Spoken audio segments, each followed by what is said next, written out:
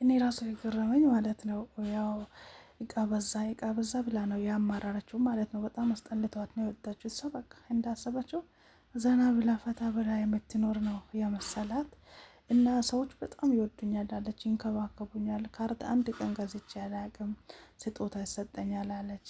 በቃ እኔ እንጃ አጅ ራሱን እንወስድሻለን ብቻ ዘንድሮ ጨምር ብሎኝ እያሉኝ የለመኑኝ ነበር። እምቢ ብያቸው የሄድኩት ትላለች። አሰላሙ አሌይኩም ወረህመቱላሂ ወበረካቱ። ውድና የተከበራችሁ ውድ የረህማ ቤተሰቦች እንዲሁም ክርስቲያን ወገኖች ሰላም ብያለሁ። ሰላማችሁ ብዙ ትትረፍ ይበልልኝ።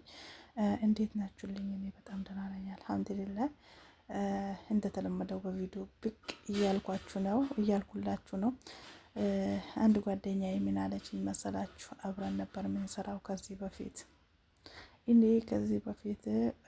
ሳውዲ አረቢያ ሄድኩኝ ለመስራት እና ስሄድም በጣም ጥሩ ቤት ገጠመኝ። ሲበሉ ራሱ ምግብ ለኔ ሳይሰጡኝ መጀመሪያ እነሱ አይበሉም። በጣም ጥሩ ቤተሰቦች ናቸው። ስራም ብዙም አይበዛብኝም። እኔንም ደግሞ በጣም ይንከባከቡኛል። ስጦታም ደግሞ በደንብ ይሰጡኛል። እና ችግር ደግሞ ምንድነው? እቃ ይበዛል። ማታ ያጠብኩት እቃ ማታ አጥቤው ስገባ ጨራርቼ የገባሁትን እቃ መልሰው ደግሞ ያወጡታል። አሁንም ጠዋት ስነሳ በጥባው እቃ በእቃ ነው። ስለዛ በጣም አናደደኝ። እንዴት ብዬ ነው በዚህ ቤት የምሰራው ብዬ እንደምንም ብዬ 2 አመቴን ጨረስኩኝ። ግን እነሱ በጣም አጅ ራሱን እንወስድሻለን። የሆነች የሴትዋ ጓደኛ በጣም ጥሩ ሴት ናት አለች። ስጦታ ትሰጠኛለች አለች ማለት ነው። ስጦታ ሰጥታኛለች። እነሱስ ራሱ በጣም የማይሰጡኝ ስጦታ የለም። ካርድ ራሱ አልገዛም። እንደፈለግኩኝ በቃ ዘና ብዬ የምኖርበት ቤት ነበረ። ግን ይሄንን ጉድ መች አወቅኩኝ። ይሄ ጉድ እንዳለ ባቅማ መች እንደዚሁን ነበርኩኝ ትላለች ማለት ነው እህታችን። እና እኔም ደግሞ ለምን አርፈሽ አሰሪም ነበር ወይ ስላት እንደዚህ እንደሚገጥምኝ አላወቅኩም ለዛ ነው አለችኝ። ከዛ በኋላ ደግሞ እንደዛም ሆና በቤተሰብ ብር ትልካለች ማለት ነው። ባጎቷ ነው ብር የምትልከው። ብር ስትልክ ደግሞ እሱ በጣም ብር መቼም ሰው ብር ሲሰጥ መቼም እምቢ አትስጡኝ አይልም። ሳ ወለላ ሳ ብር በጣም ትልካለች ማለት ነው። እሱ ጋር ነው የምትልከው። እሱም ደግሞ ያው ላከሌን አርግልኝ ላከሌ አርግልኝ ትለዋለች። በምትለው ሰዓት ኧረ እባክሽ እኔ ለእያንዳንዱ ብር እንድሰጥልሽ ነው እንጂ ራስሽ ጉዳይ ምናምን ብሎኛል አለች። በጣም ነው የተናደድኩት። በጣም ስሜቴ የተነካው በዛን ሰጣው። በጣም ስሜት ይነካል እንዴ! ምክንያቱም ይህንን ስራልኝ ስትለው ሰው በዚህ ልክ የሴት ልጅን ቀስሞ መስፈር በጣም ጥሩ አይደለም። ወላሂ እሱ አጎቷ ራሱ ማለት ነው በጣም እንትን ያለው አንደኛ ሁላ ነው የጠፋው ማለት ነው። በጣም ሰደብኩት፣ በጣም ተናደድኩበት አለች። የሰው ሀቅ ይዞ መብላት መቼም ለዛሬ ቢመስለን ለነገ ግን ለኛ ጸጸት ነው የሚሆነው።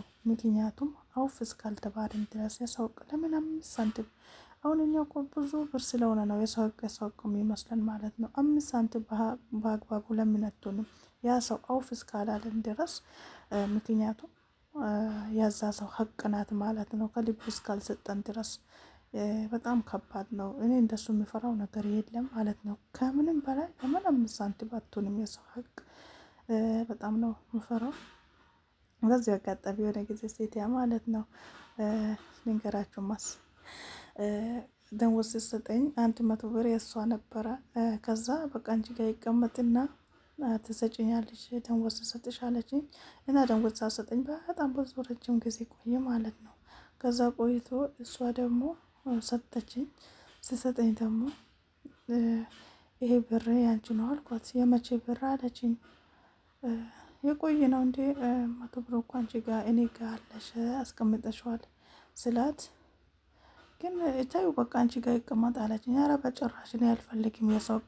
የሰው ነው እኔ ሀላሌን እንጂ ለምን 5 ሳንቲም አይሆንም? እኔ ከእናንተ አልፈልግም። የራሴን ነው የምፈልገው። ዋና በረካ ሲያደርግልን ነው የሰራንበትም ያዝነውም በረካ ላያደርግልን። ተንገብግበን ደግሞ የሰውን ሀቅ ስለበላን ነገም በሰው ላብ እንለወጣለን ማለት አይደለም። ወላሂ ውድቀታችን ነው እንጂ መነሳት የለንም። ሁሌም እየወደቅን ነው የምንሄደው። መቼም አንነሳም በሰው ሀቅ ማለት ነው። አላህ ይጠብቀን እና እንደዛም ሆኖም እያለ በቃ ምንም ያው እንደዛም እየሰራች ወደ ሀገር ገባች ማለት ነው። ወደ እሷ ተመለስኩላችሁ። ወደ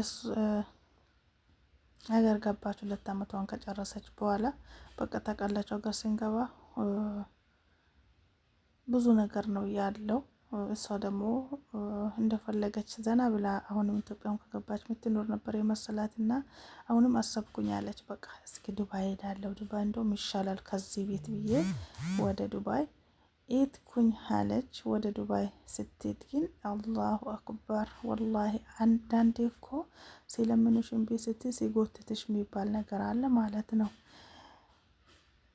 እኛ በቃ መዳም ቅርበኝ እስከ ማለት ድረስ ያስደርሳል ማለት ነው። ምክንያቱም እሷ በቃ ያ እቃ ብቻ ስለሚበዛ ነው እሷን አስጠልጧት የወጣው ማለት ነው። እንደዛም ሆኖ ግን ያው ወደ ዱባይ ስትመለስ ወላሂ በጣም ከባድ ቤት ነው የደረሳት ማለት ነው። ከሴትያ ጋር አይስማሙም፣ አይግባቡም። አላደል ታውቃላችሁ፣ ምግብ በተለይ የምንሰራ ከሆነ በጣም አስቸጋሪ ነው ማለት ነው። አንዱ ያዛል፣ አንዱ ያዛል። ቢጣፍጥም ደግሞ የሰውን ሞራል ለመንካት አልጣፈጠም ይባላል ማለት ነው። ስለዛ ሌላ ቤት ገባች፣ ምግብ ትሰራለች። ሙቀቱ ወላሂ ጣቷ እንደዚህ ቆሳስሎ በቃ ብጥስጥስ ነበር ያለው ማለት ነው። እና ሙቀቱ አንገቷ ምናምን ላቡ ሲታሳዝን እንዳለ ነበር እንደ ብጉር ያወጣባት ማለት ነው። ምክንያቱም በጣም ሙቀት ስለሆነ ማለት ነው። ታውቃላችሁ በተለይ የዱባይ ሙቀት እኮ በጣም ነው የጠናው፣ በጣም ነው የሚጠናው ማለት ነው። በተለይ ገጠራማ ምናምን ሲኮን ማለት ነው። ይህ በጣም ከከተማው ወጣ ያለ ነበረ እና ስሰራም ምግቡ እንዳልጣፈጥ ምንም ነገር ቢሆን ሰርታ እንዳልሰራ በጣም ተሰቃየች ማለት ነው። ደም እንባ ነው ያለቀሰችው። እሷ ሳታለቅስበት የምትውልበት ቀን የለም። ሁሌም ማልቀስ ነው። ደግሞ ማጥፎ ጓደኛ ነበረች። እሷ ነበር አንድ የምታጓጉልባት ማለት ነው። ልጅቷ በጣም ምርጥ ልጅ ናት። ታማኝ፣ በስራዋ ጎበዝ፣ ለምንም ነገር እምነት ያላች ልጅ ናት። እኔ በጣም ማደንቃት መወዳት ልጅ ናት ማለት ነው። ጓደኛዬም ናት እና እንደዛም ሆኖ ግን ከአፍንጫ ይውጣ ብላ 2 አመት ደረሰ። ወላሂ ሴት የራሱ ማለት ነው አየሩን ስትወስድ ወይኔ አካሌን መች ነው የምትወስድልኝ ነበር የምትለው ማለት ነው። በጣም እሷን ከመጥላቷ የተነሳ እና እንደዛም ሆኖ እንዳለ እሷም አላ ብሎላት ሄደች ማለት ነው። ተሳፈረች። እሷ ከተሳፈረች በኋላ ደግሞ በጣም ባለሙያኛ ናት። ምግብ በጣም አሳምራ ነው የምትሰራው። እችም ሴት ደግሞ እሷ ከወጣች በኋላ ሰራተኛ አጣች። ማጣት አይደለም አመጣች። 5 ነው ምናምን ሰራተኛ አመጣች ማለት ነው። ከዛ ምንም ነገር አልተስማማም፣ አልሰሩም። በጣም ችግር ተፈጠረ ማለት ነው። እሷም ደግሞ ሁሌም ስታለቅስ ነበረ። ግን መጨረሻ ላይ ደግሞ እሷ ልቧ ሴትያ እንደዛ ስታረጋት የነበረው መጨረሻ ላይ ግን እንድትመለስ ልቧ ፈለገ እና እሷ ደግሞ ልጅቷ ምንም አልመለስም ካፍንጫ ይውጣ። አረ ቢስሚላ እንደዛ አይነት ቤትማ አላሁ አክበር፣ አላህ ይጠብቀን። እሷ ነው እንዲሁ ለምን እንደጠመደቻት አላውቅም። በቃ ጥምድ ነው ያደረገቻት ማለት ነው። እና በቃ እሷ አሁንም 2 አመቷን ጨርሳ ተሳፈረች ሌላ ቦታ ማለት ነው። አገር ገባች ማለት ነው። ቤትም አሰርታለች።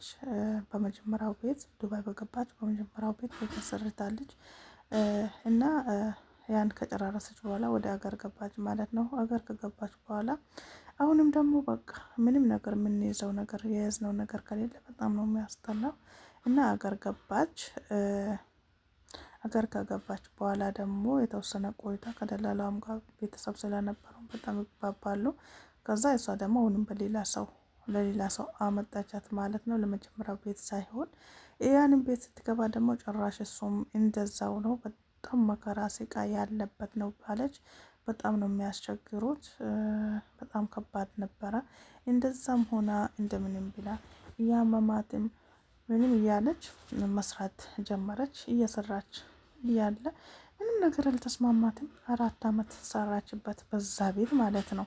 ድጋሚ በመጣችበት ቤት አስቢት እስኪ 4 አመት ሰራች። ያን ሁላ ስትሰራ ምንም ስትል ለቤተሰብ ነው በነገራችን ላይ ማለት ነው። ለቤተሰብ ነው የምትሰራው የምትሰጠውም እና ለራሷ ምንም ነገር የያዘችው ነገር የለም ማለት ነው። ሁሉም እሷ ጋር ነው የሚጠብቀው፣ ሁሉም እሷን ነው የሚጠብቀው ማለት ነው። ሁሉም ስደውልም ለዚህ ልቸግረኝ ለዛ ቸግረኝ የሚሉበት አዝመራ ደረሰ እያሉ ነው አስር የሚደውሉላት ማለት ነው። እንግዲህ እንደዛም ሆኖም እንዳለ ያው በባህልም በቦሌም ቢላ 4 አመት ተጨርጭራ ጨርሳ አሁንም ደግሞ ያው ማሰብ አይቀርምና አሁንም ሌላ ቤት እንድትቀይር ላ ከዛ ቤት ሳትወጣም ደግሞ ሱብሃንአላህ ወላሂ ልጅቷ በጣም ታማኝ ስለሆነች ማለት ነው። እና አለቀ።